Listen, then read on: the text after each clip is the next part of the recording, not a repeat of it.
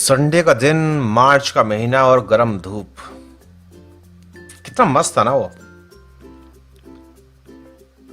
दिसंबर जनवरी की सर्दी के बाद अब जाके तो मौका मिला था धूप में खेलने का। और इसी टाइम बहुत सारे फूल खिल रहे थे और उन फूलों के ऊपर तितलियां घूम रही थी आसपास के गार्डन्स में या फिर खेतों में।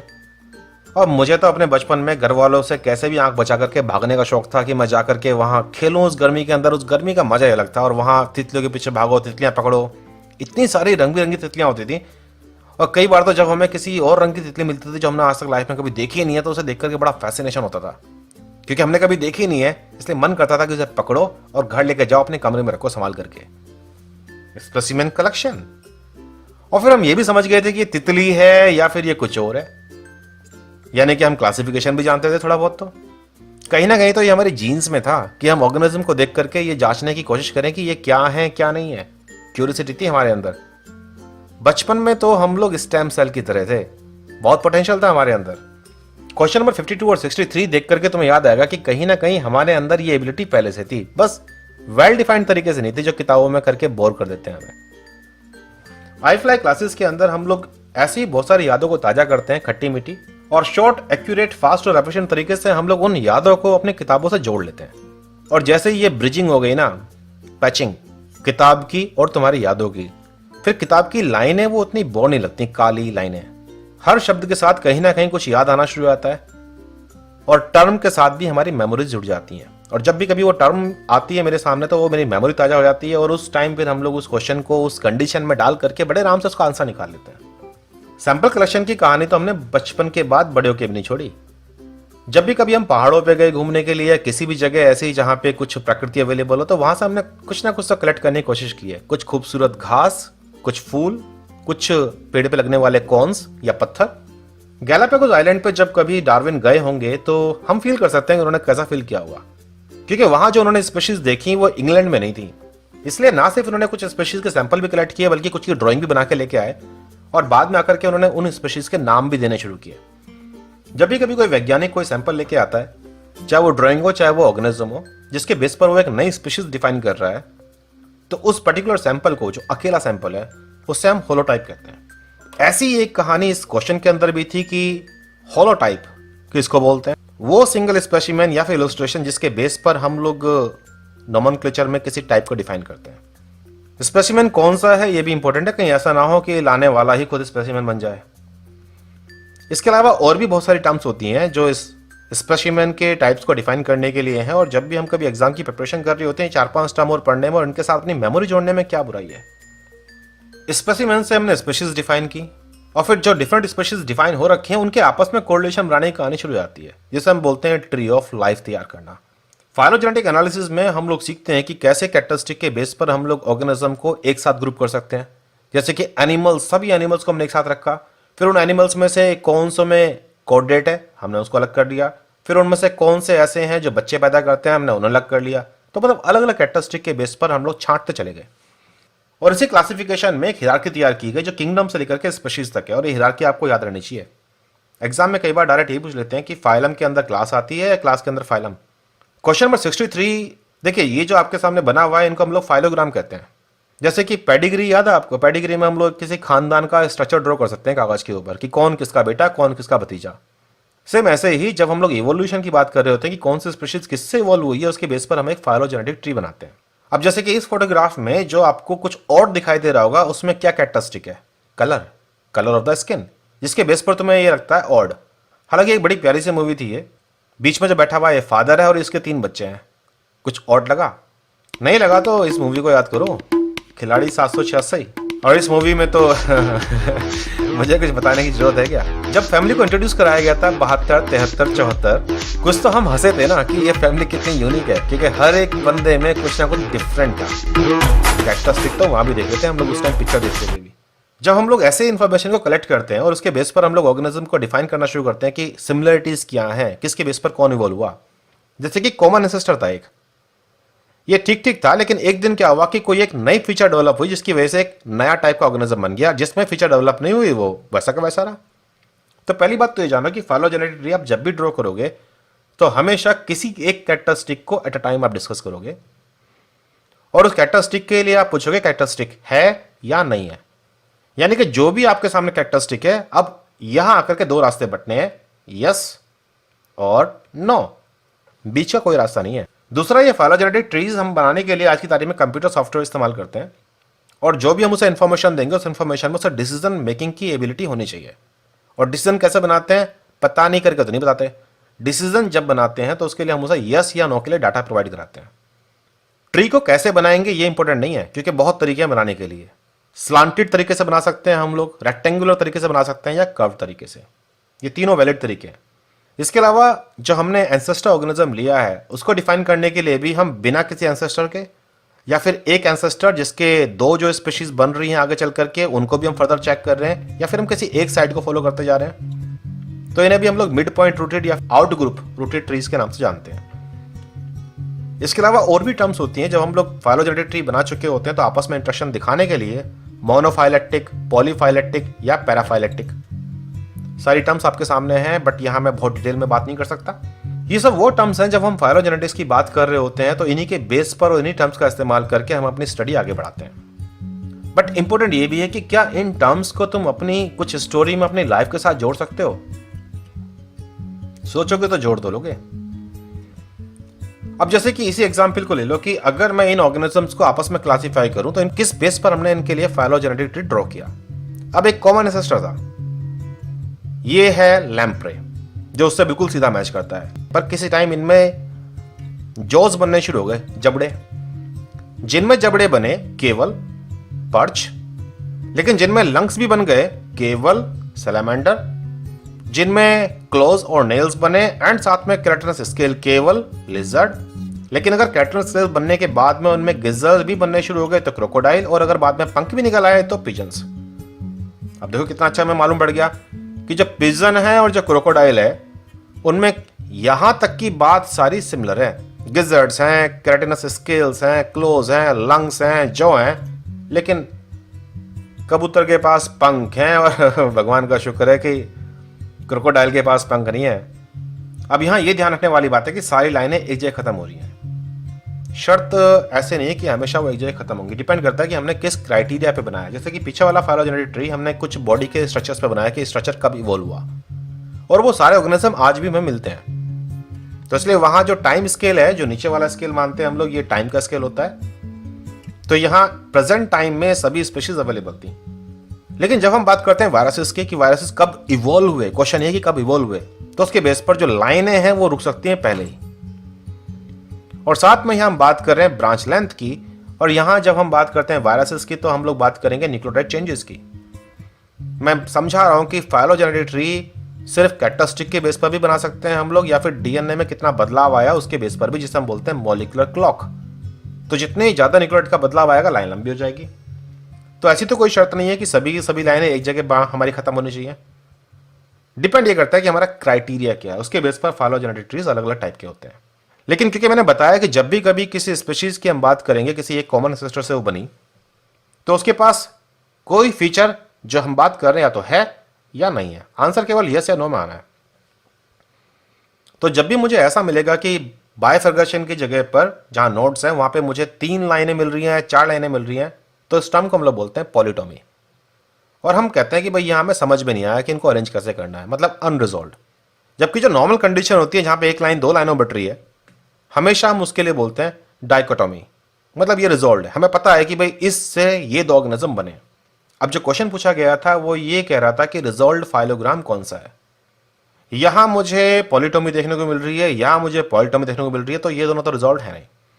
लेकिन option number 1 and option number 2 resolve है, जिसमें से इस वाले ऑप्शन में लाइन मेरी कुछ छोटी है कुछ लंबी है, और ये वो है जो टिपिकल हम टेक्स्ट बुक में डायग्राम देखते हैं। तो मैं ये मान के चलता हूं कि हो सकता है एग्जामिनर ने म्यूटेशंस की बात ना करी हो, डीएनए चेंजेस की बात ना करी हो, तो उस हिसाब से मेरा ऑप्शन नंबर 3 बेस्ट है। इसके अलावा टर्म्स और बहुत सारी आती हैं, board stepping, neighbour joining, maximum parsimony, maximum likelihood, ये सब वो टर्म्स हैं जब हम लोग कंप्यूटर सॉफ्टवेयर का इस्तेमाल करके हम लोग फाइलोजेनेटिक ट्रीज बना रहे होते हैं, जो कि आजकल बहुत कॉमनली बनता है। तो ये टर्म्स कहीं ना कहीं हमें नॉलेज प्रोवाइड कराती हैं।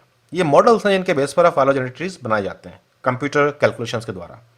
घबराओ मत, जितना मैंने बताया है अगर उतना भी तुम करके जाते हो जो टर्म्स मैंने बोली हैं और इतना आप डिटेल में नहीं भी घुसोगे तब भी आप एग्जाम में 90% चांस है कि फाइलोजेनेटिक के सवाल कर लोगे।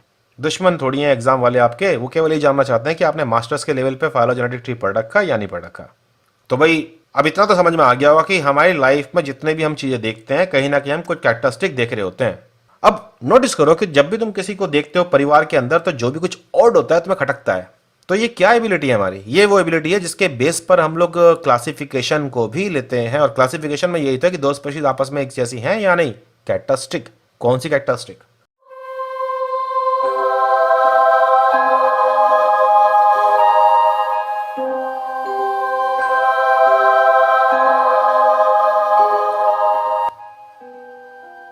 जीतने वाले ना तो हमेशा सबसे स्ट्रांग होते हैं और ना सबसे इंटेलिजेंट, लेकिन ये वो लोग होते हैं जो बदलते हुए वक्त के साथ अपने आप को चेंज करना जानते हैं। चार्ल्स डार्विन ने अपनी थ्योरी ऑफ नेचुरल सिलेक्शन में स्पीशीज के बदलाव के बारे में यही सिखाया था। CSIR नेट दिसंबर 2017 की बुकलेट बी का क्वेश्चन नंबर 56 भी हमें कुछ इसी तरह के बदलाव को सिखा रहा है। बदलाव तो हमारे एग्जाम में भी आ रहा है और हमारे पढ़ने के तरीके में भी। बदलते हुए वक्त में आई फ्लाई की क्लासेस भी पढ़ने के नए अवतार लेके आता है, हमें पढ़ने के नए गुण सिखाता है। एग्जाम कैसे सॉल्व करना है, कैसे एग्जाम जीतना है, शॉर्ट, एक्यूरेट, एफिशिएंट और फास्ट तरीके से हमें यह सिखाता है। क्वेश्चन नंबर 65 न्यूट्रल थ्योरी के बारे में, और पूछा गया है कि इनमें से कौन सा पॉइंट न्यूट्रल थ्योरी के लिए सही नहीं है। न्यूट्रल थ्योरी 1968 में जापानी साइंटिस्ट मोटो किमोरा ने दी थी। इस थ्योरी से पहले हम लोग मानते थे कि स्पीशीज का इवोल्यूशन चार्ल्स डार्विन के द्वारा दी गई थ्योरी नेचुरल सिलेक्शन के अकॉर्डिंग होता है, कि पहले एनवायरनमेंट चेंज होता है और फिर ऑर्गेनिज्म। लेकिन न्यूट्रल थ्योरी में किमोरा ने कहा कि DNA में बदलाव आते रहते हैं और उसका एनवायरनमेंट से कोई संबंध नहीं है। इस थ्योरी को समझाने के लिए उन्होंने 5 पॉइंट्स दिए। पहला पॉइंट है न्यूट्रल सब्स्टिट्यूशंस को लेकर के। देखिए जो बदलाव हैं, चाहे वो हमारे हों, हमारे पेट्स के हों, बदलाव कैसे हैं, हमारी सेहत पर क्या असर डालने वाले हैं, इस पर डिपेंड करेगा कि वो बदलाव हमारे साथ रहेंगे या नहीं। न्यूट्रल सब्स्टिट्यूशंस, अगर DNA में ऐसे म्यूटेशंस हों कि अमीनो एसिड की सीक्वेंस चेंज हो जाए लेकिन प्रोटीन के काम करने पर या प्रोटीन के स्ट्रक्चर पर कोई फर्क ना पड़े, तो हम उसे बोलेंगे न्यूट्रल सब्स्टिट्यूशन।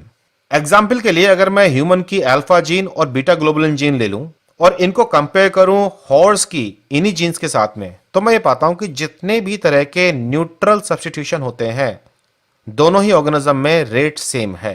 रूल नंबर 1, वक्त के साथ साथ हमारे अंदर भी कुछ चेंज आ रहे हैं जिनके बारे में हमें लगता है कि कोई हमारी सेहत पर असर नहीं पड़ने वाला, और इसलिए उन चेंजेस को हम लोग अपनी बॉडी के अंदर एक्यूमुलेट करते जा रहे हैं। गंदी आदतें जैसे कि कूड़ा फैलाने की, आलस करने की, एग्जाम का लास्ट मोमेंट तक वेट करने की और आंख बंद करके ये सोचने की कि सब अपने आप ठीक हो जाएगा। बट फिर कुछ बदलाव हमारी लाइफ में ऐसे भी तो आए थे जिन्होंने हमें शॉक दिया, झटका, नुकसान पहुंचाया।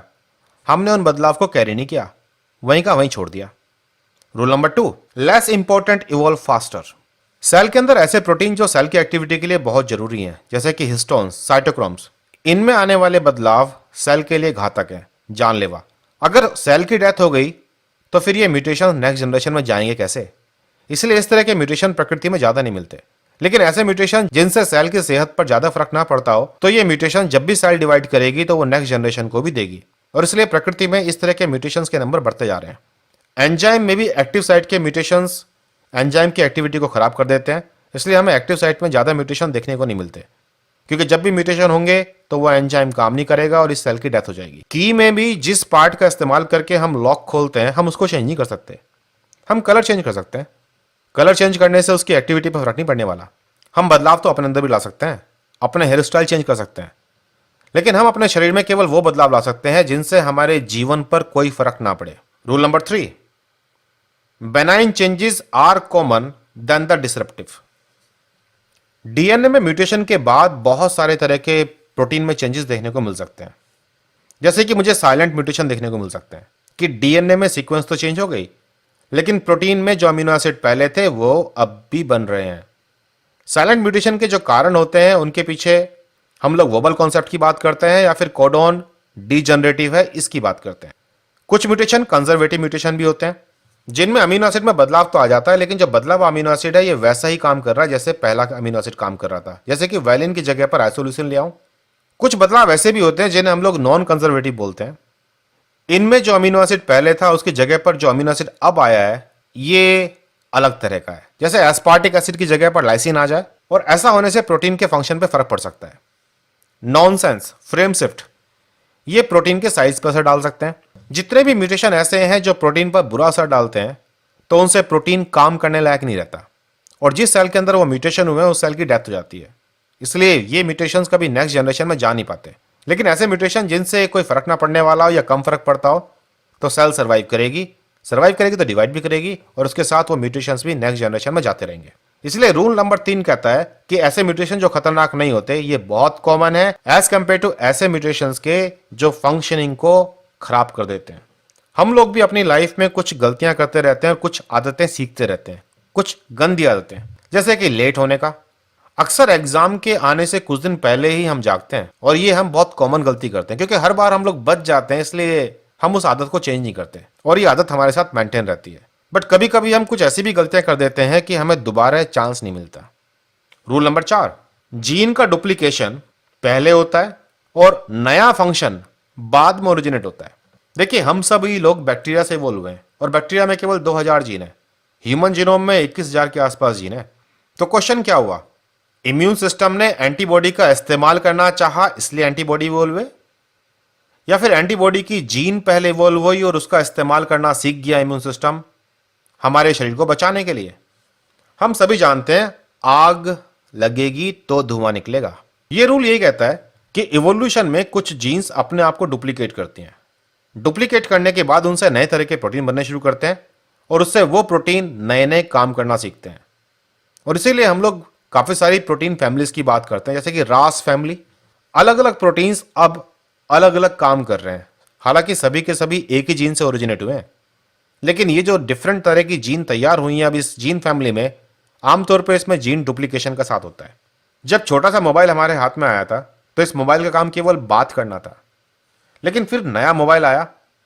क्या कंपनी वालों ने सोचा था कि जो मोबाइल बना रहे हैं उसका क्या क्या इस्तेमाल पॉसिबल है? या आज जो भी इस्तेमाल हम उस मोबाइल का करते हैं, क्या वो सभी के सभी इस्तेमाल कंपनी ने सोच करके बनाए थे? इंडिड पहले हमारे हाथ में कोई इक्विपमेंट आता है, कोई गैजेट, और फिर हम आविष्कार करते हैं कि उस गैजेट को कैसे कैसे इस्तेमाल कर सकते हैं। Rule number 5, selective elimination of deadly mutations then selection of advantages mutation, lethal mistakes. अगर कोई इंसान जानलेवा गलती करता है, तो क्या वो बचेगा और वो अपने बच्चों को वो गलती सिखाएगा? इसलिए लाइफ में जानलेवा गलतियां एक दो बार ही होती हैं, और ऐसी गलतियां हम नॉर्मली नहीं करते। भाई, बुरी आदतें हम सब में है, आलस हम सब में है। क्यों? क्योंकि आलस से हम जो भी नुकसान उठाते हैं, वो नुकसान कई बार ऐसा होता है कि हम लोग उसे आराम से झेल सकते हैं, इसलिए फर्क नहीं पड़ता। लेकिन अगर कुछ ऐसी गलती हम लाइफ में करते हैं जिससे हमारी जिंदगी पर ही संकट आ जाए, तो वो गलतियां हम ना तो लाइफ में दोहराते हैं, और कई बार ना हम उन गलतियों को दोहराने लायक या लोगों को बताने लायक बचते हैं। तो जिस किसी भी सेल के अंदर लीथल म्यूटेशन होगा, उस सेल की डेथ हो जानी है। इसलिए प्रकृति में ये लीथल म्यूटेशन इमीडिएटली गायब हो जाएगा। ऑर्गेनिज्म गया तो उसके साथ वो जीन भी गई। लेकिन ऐसे म्यूटेशन जो हमें जीने में हेल्प करें, तो ये ऑर्गेनिज्म सर्वाइव करेगा, और ना सिर्फ सर्वाइव करेगा बल्कि अपने म्यूटेशंस को अपने बच्चों को भी देगा। और इस तरीके से ये म्यूटेशन सेलेक्ट होते चले गए। ये थ्योरी के 5 पॉइंट ये बोलते हैं कि जीन में डिफरेंट टाइप के म्यूटेशंस होते हैं। जो म्यूटेशन बुरे हैं, जिन ऑर्गेनिज्म के अंदर बुरे थे, वो ऑर्गेनिज्म मर जाते हैं और वो म्यूटेशन गायब हो जाते हैं। इसलिए प्रकृति में वो म्यूटेशन देखने को नहीं मिलते। म्यूटेशन होने का रेट सब में एक जैसा था, लेकिन फिर बाद में एनवायरनमेंट ने अपना सिलेक्शन अप्लाई किया। जो एनवायरनमेंट के अकॉर्डिंग फिट था, वो म्यूटेशन बचे रह गए जो हमें देखने को मिलते हैं, और जो फिट नहीं थे वो गायब हो गए। कानून इसी तरीके से बनाया गया है कि जो बुरा काम करते हैं हम लोग उन्हें एलिमिनेट कर दें, और चाहे वो मारने का ही काम कर रहे हो लेकिन देश के भले के लिए कर रहे हो, तो हम उन्हें मेडल देकर के सेलेक्ट कर लें। न्यूट्रल थ्योरी देने के बाद काफी हल्ला मचा। जो लोग डार्विन को समर्थन करने वाले थे, उन्होंने बहुत विरोध किया इस थ्योरी का। बाद में ओहटा नाम के साइंटिस्ट ने इस थ्योरी के अंदर एक लाइन और ऐड कर दी। उन्होंने बोला कि नियरली न्यूट्रल म्यूटेशंस भी होते हैं, ऐसे म्यूटेशन जो ज्यादा फर्क नहीं डालते बस थोड़ा बहुत फर्क डालते हैं, और ये ज्यादातर जेनेटिक ड्रिफ्ट के द्वारा होते हैं। ओहटो के इस लाइन को ऐड करने के बाद इस थ्योरी में अब 6 पॉइंट हो गए हैं। इसी थ्योरी के बाद हम लोगों ने बात करनी शुरू की मॉलिक्यूलर क्लॉक्स की, मतलब डीएनए में कितने दिनों में कितने बदलाव आते हैं, म्यूटेशन रेट्स। और इस सारी कहानी का बहुत इंपॉर्टेंस है फाइलोजेनेटिक एनालिसिस को देखने के लिए, स्पीशीज के इवोल्यूशन को देखने के लिए, यहां तक भी ये बताने के लिए कि कौन से स्पीशीज किस स्पीशीज से कितने लाख या कितने मिलियन साल पहले इवॉल्व हुई होगी। हम सीख चुके हैं अब कि डीएनए में बदलाव का रेट क्या है। डीएनए में किस रफ्तार से बदलाव आ रहे हैं, इसी को हम लोग मॉलिक्यूलर क्लॉक में पढ़ते हैं। अब इस क्वेश्चन पे वापस आते हैं। तो क्वेश्चन ये था कि जो न्यूट्रल थ्योरी है उनमें से कौन सा पॉइंट यहां ट्रू नहीं है। ऑप्शन नंबर 1 कह रहा है except for advantageous mutations most alleles are under neutral selection. Point number 1 था ये। पॉइंट नंबर 2 बोल रहा है the rate of evolution of most genes will be equal to the neutral mutation rate. ज्यादातर genes में जो इवोल्यूशन का rate है उनमें जो बदलाव आ रहे हैं वो न्यूट्रल म्यूटेशन के रेट के बराबर ही होते हैं। हाँ, ऐसा ही होता है जब तक कि वो लीथल वगैरह ना हो। Advantages mutations are exceedingly rare. हम लोगों ने पढ़ा कि जो डेलिटेरियस म्यूटेशंस होते हैं जो नुकसान करते हैं लीथल, वो हैं जो रेयर हैं। एडवांटेजेस म्यूटेशन तो मिल जाते हैं और सिलेक्शन भी मिलते हैं हमें उनके। ऑप्शन नंबर 3 गलत हो गया। At the level of DNA sequence genetic drift dominate evolution, ये था आपका पॉइंट नंबर 6। आई की क्लासेस में इसी तरीके से हम लोग बहुत सारे और टॉपिक्स को पढ़ते हैं और समझते हैं कि एग्जाम में उन टॉपिक्स को कैसे यूज करना है। ये क्लासेस लाइव होती हैं स्काइप पर, व्हाट्सएप पर। बहुत अफोर्डेबल क्लासेस हैं, सप्ताह में कुछ दिन होती हैं और ये क्लासेस आपको इस लायक बनाती हैं कि अपने एग्जाम को आप क्लियर कर सको और आप चैंपियन बन सको। क्लासेस ज्वाइन करने के लिए आप मुझे व्हाट्सएप कर सकते हैं 9013902981 पर। इस वीडियो को लाइक करना मत भूलिए और इस चैनल को सब्सक्राइब कीजिए बेल के साथ और शेयर कीजिए इन वीडियोस को फेसबुक, व्हाट्सएप और जहां आपका मन करे। Thank you.